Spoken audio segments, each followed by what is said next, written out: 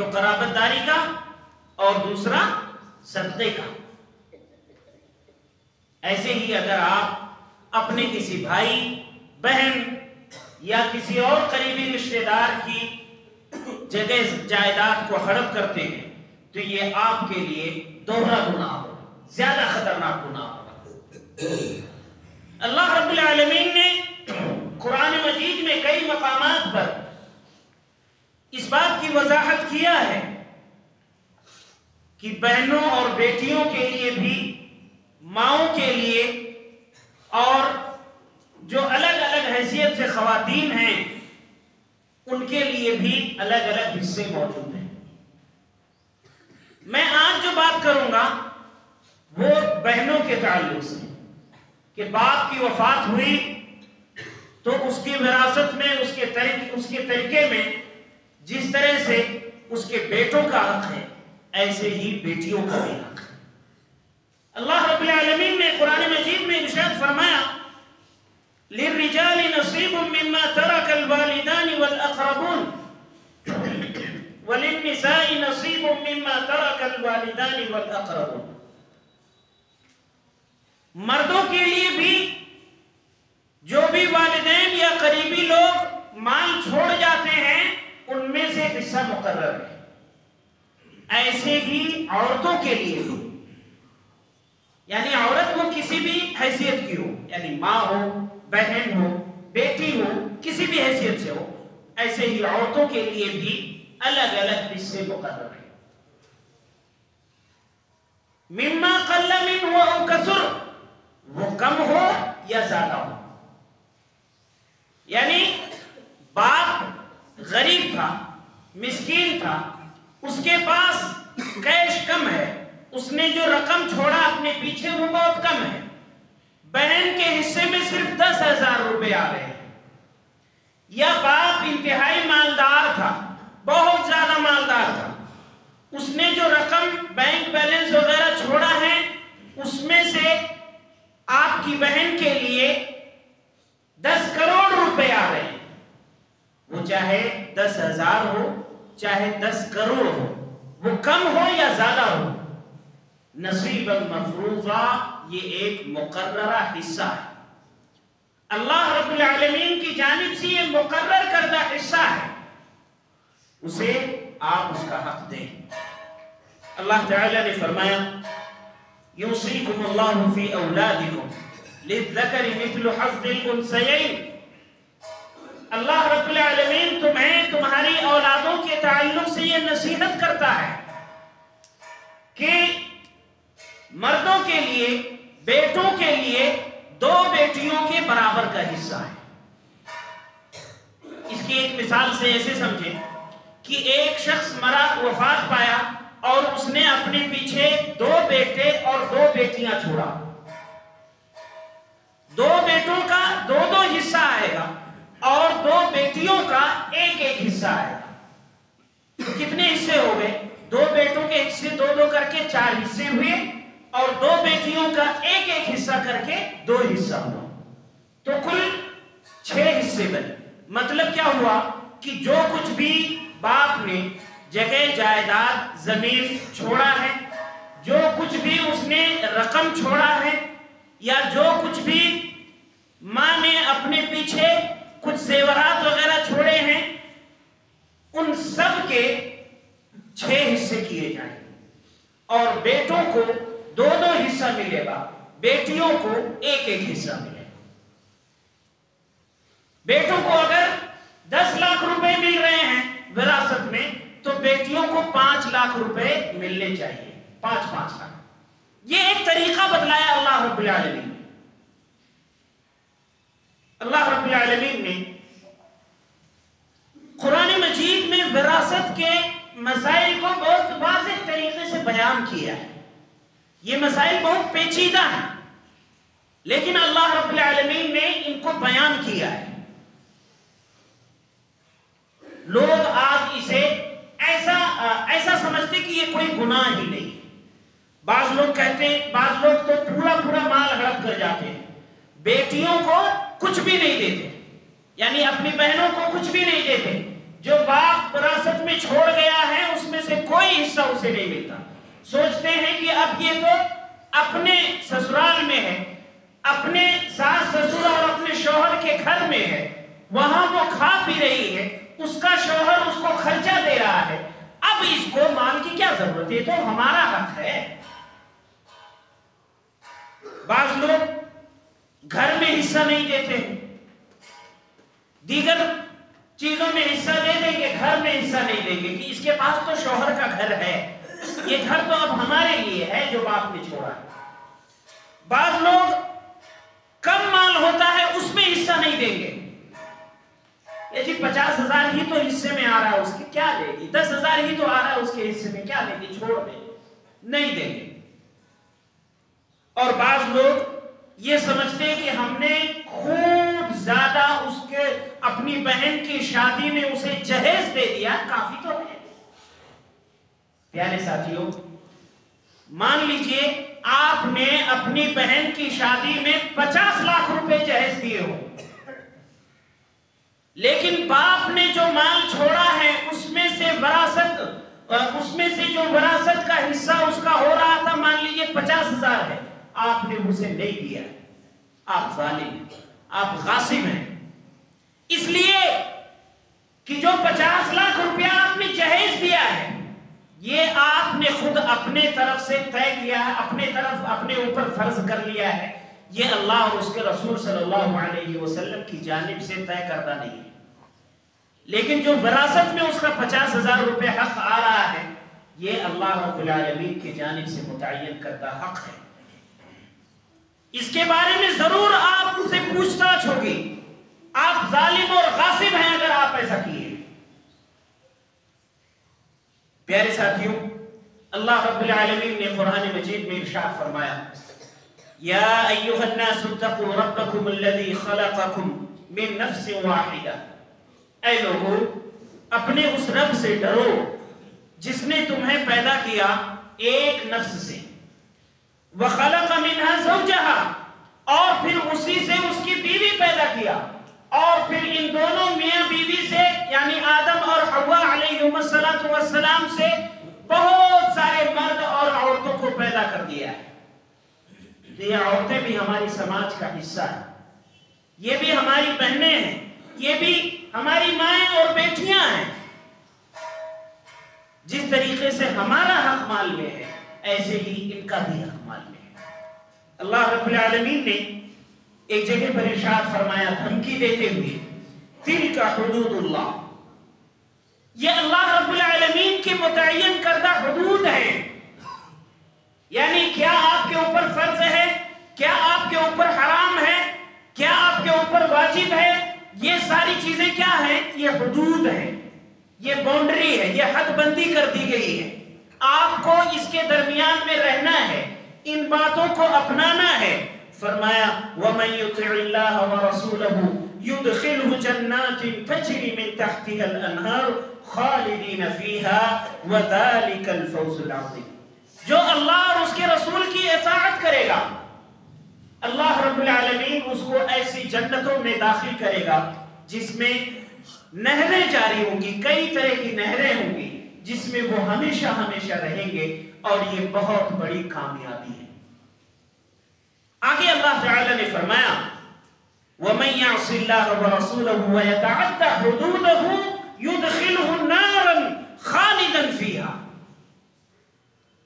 جو شخص بھی اللہ رب العالمین کی نافرمانیاں کرے گا، اس کے حدود کی پامالی کرے گا، واجب کیے گئے کاموں کو نہیں ادا کرے گا، حرام کیے گئے کاموں کو انجام دے گا، اگر ایسا ہوتا ہے یدخلہ نارا خالدا فیہا، وہ اسے جہنم میں ڈال دے گا جس میں وہ ہمیشہ رہے گا، وَلَهُمْ عَذَابٌ مُهِينٌ، اور وہاں ان کے لیے بہت ہی زیادہ ذلت و رسوائی والا عذاب. یہ اللہ رب العالمین نے حدود متعین کر دیے. یہ اللہ تعالی نے آپ کے اوپر کچھ باتوں کو فرض قرار دیا ہے، کچھ لوگوں کا حق آپ کے اوپر ڈال دیا ہے، آپ اسے نبھائیے ورنہ آپ ظالم اور غاصب ہوں گے.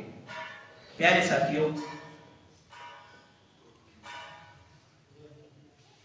اللہ کے نبی صلی اللہ علیہ وسلم نے ارشاد فرمایا، حدیث میں ہے من ظلم قید شبر من الارض تنفقه من 7 ارضین، جس شخص نے کسی کی زمین کو چاہے ایک بالش بھی ہی کیوں نہ ہو، اتنی سی تھوڑی کم سے کم زمین کو ہڑپ کر لیا، تو اللہ رب العالمین قیامت کے روز 7 زمینوں کا طوق اس کے گلے میں ڈالے گا۔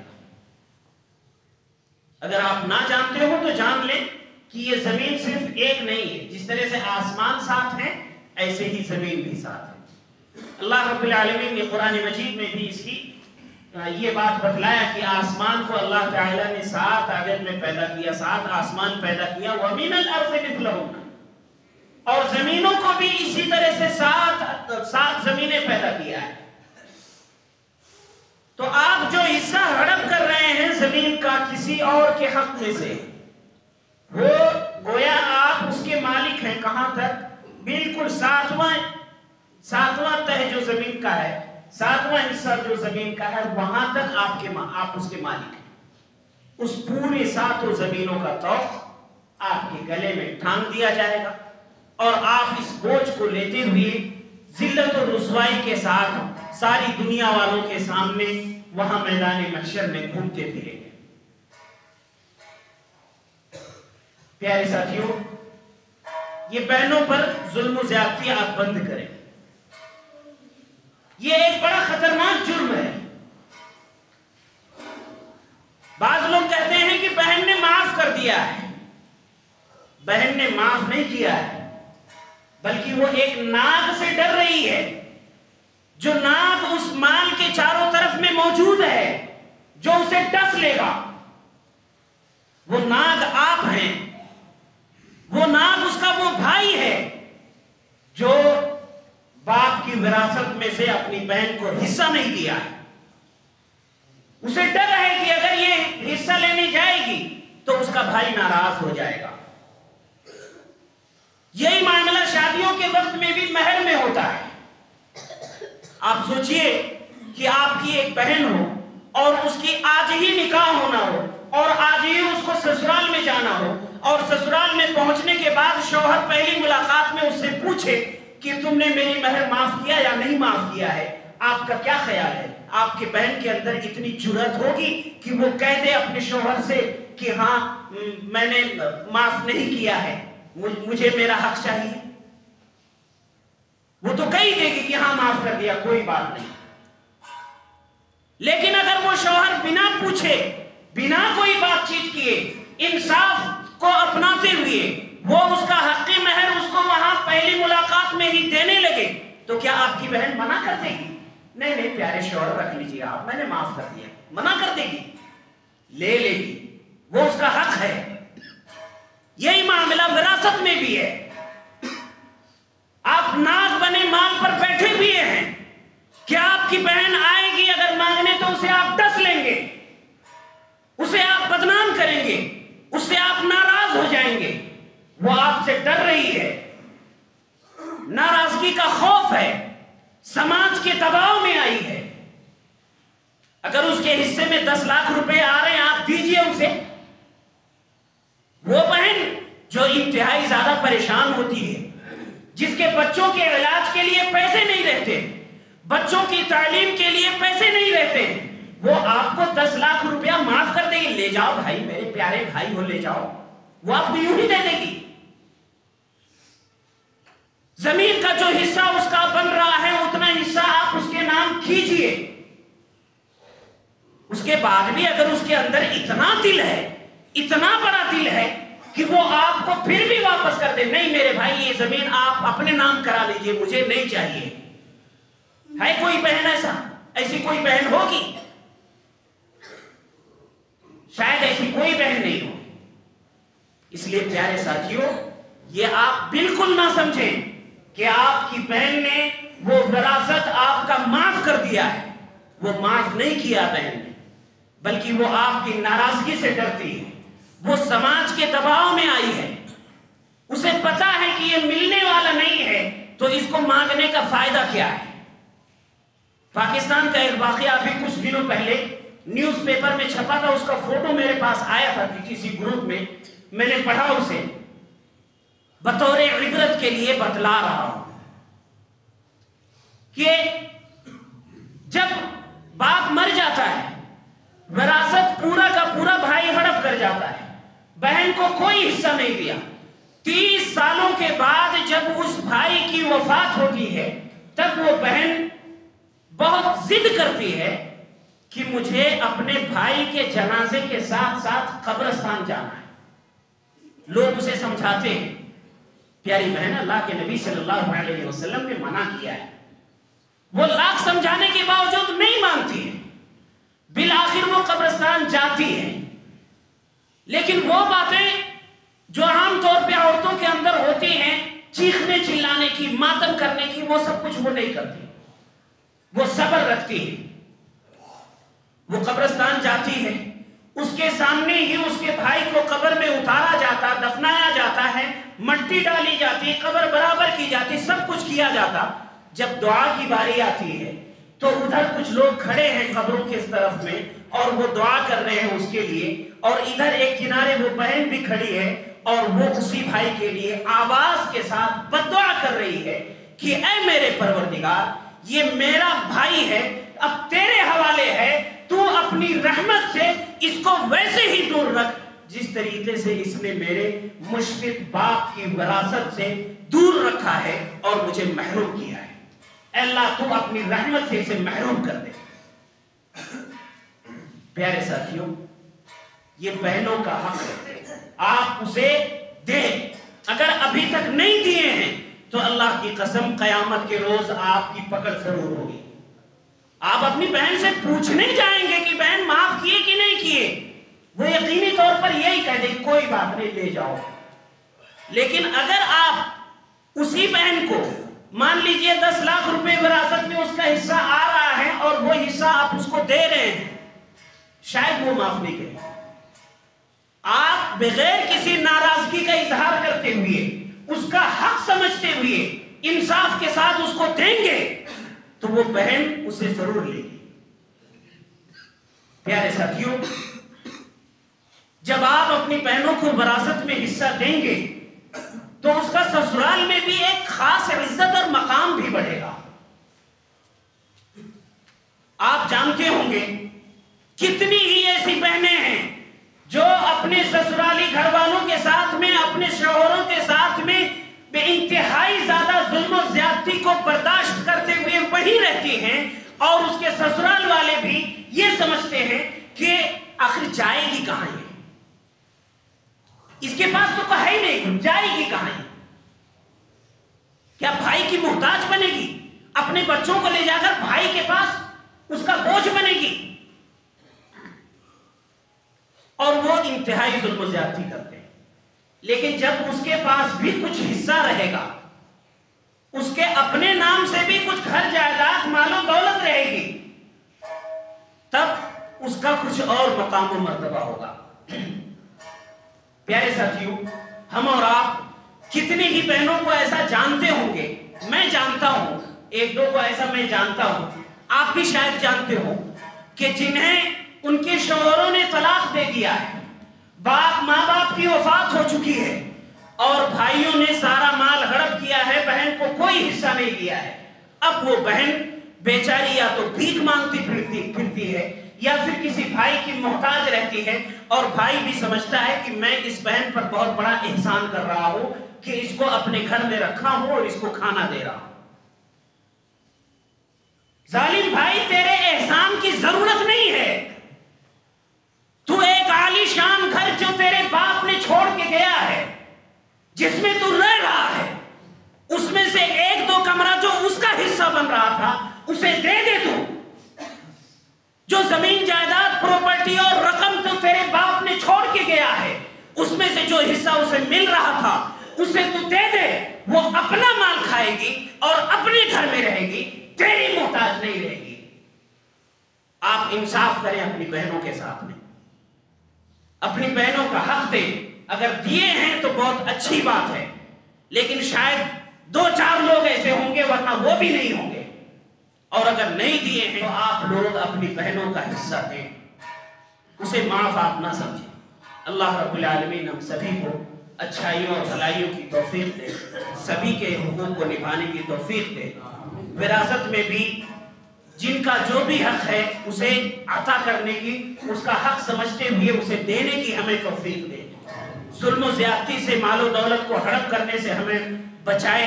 اللہ رب العالمین ہم سب کو صحیح اور درست بات کی توفیق عطا فرمائے، آمین۔ صلی اللہ علیہ وسلم۔